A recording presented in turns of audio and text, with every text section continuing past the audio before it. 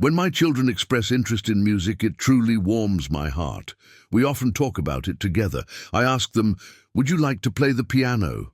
And I receive a response that may seem classical but thought-provoking. "Dad, I can't play the piano." In a way, this response is true, and it seems applicable to many aspects of our lives. I can't cook, I can't ski, which is true for me. I can't play the clarinet, and so on. In fact, it's a good thing that not everyone can do everything. Otherwise, we'd live in a strange world. This situation often occurs in our church life as well. The things we want to do, or at least say we want to do, often present themselves as challenges.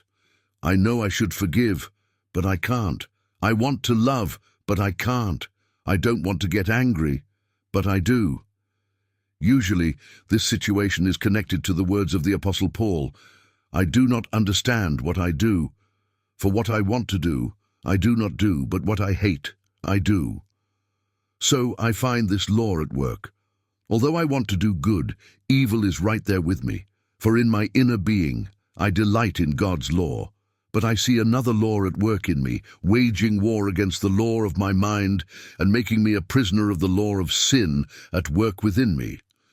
Romans 7:15-20. It cannot be denied that we have weaknesses due to living in our bodies. But let's contemplate the meaning of the phrase, "I can't" or "I don't," when used to describe something. I can't do something seems innocent and naive. What do we mean by this? My abilities do not allow it. My skills are not sufficient for this situation. I cannot do it. Therefore, let's continue our article with this question. Is the situation always like this? What are you doing to change this situation? Or, what efforts are you making in this regard? Who are you seeking help from? When I was younger and interested in sports, the idea of "I can't do it, I can't accomplish it" was related to being slower, less agile, and less durable compared to the standard set for us at the beginning of the season. We couldn't do it. However, with 2 to 3 hours of training per day, working hard and encouraging each other, we tried to approach that standard together. The result might not have been perfect, but we definitely made progress, and this progress was usually proportional to the effort we put in. Some of us wanted to quit because it was tough, but we didn't. We continued together.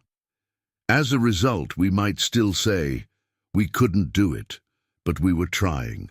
We were making an effort, we were improving, and usually, in the end, we could do it.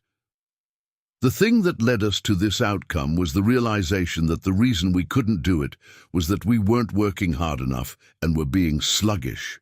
We knew we had to overcome this by making an effort. So, when my children tell me, "Dad, I can't do this," I try to encourage them to make an effort, because that's the only way they can achieve it.